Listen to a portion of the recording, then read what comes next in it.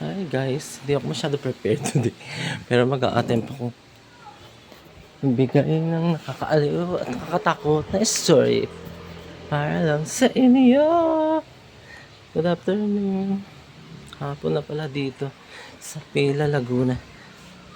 Mabasahin ko lang to. Bahala na kayo. Kung ma-appreciate nyo, hindi. Salamat! Itong unang story ang haba. Pinatranslate ko pa. Tungkol to sa kaluskus, sa mga nakakatakot na naririnig nyo dyan sa labas pag gabi ng mga ganun-ganun. Creepy. Basahin ko. Ang title niya is kalimutan ko. Wait lang.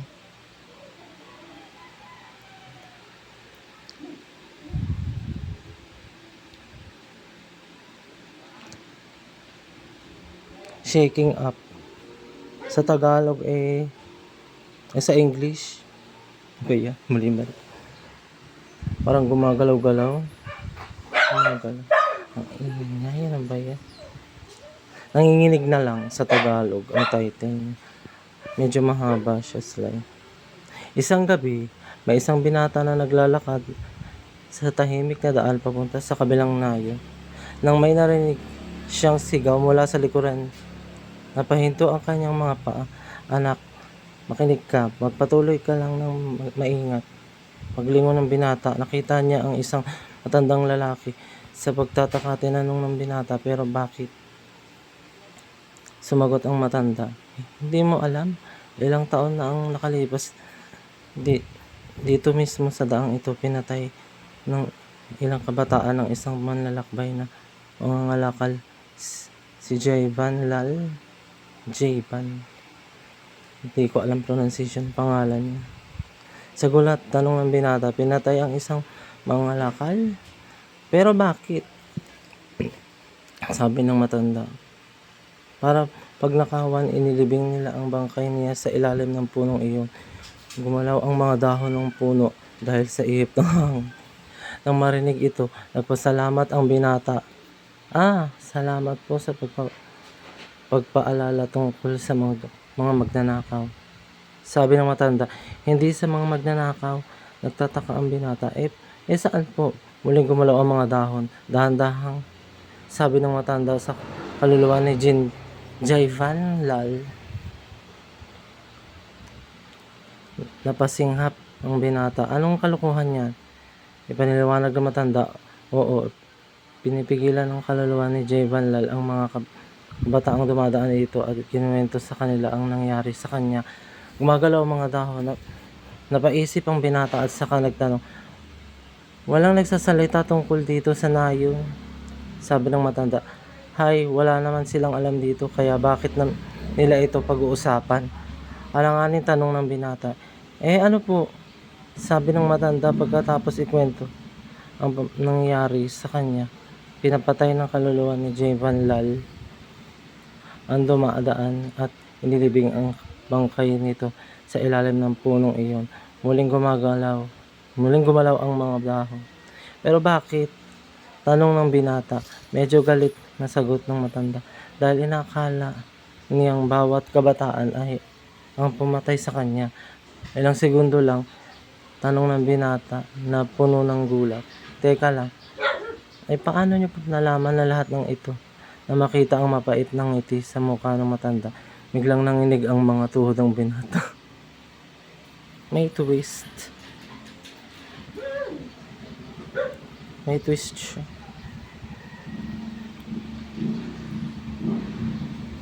Hindi kaya yung matanda ay pumatay kay Jayvan Lal. Si Jayvan Lal. Jayvan Lal, ang spell nun, Jivan Lal. Hivan. Hindi ko alam kung anong pronunciation. Sorry. May isa pa akong story. Galing naman to sa Reddit. Ito, nasa iba. Ano bang title nito? Sabihin ko muna yung title.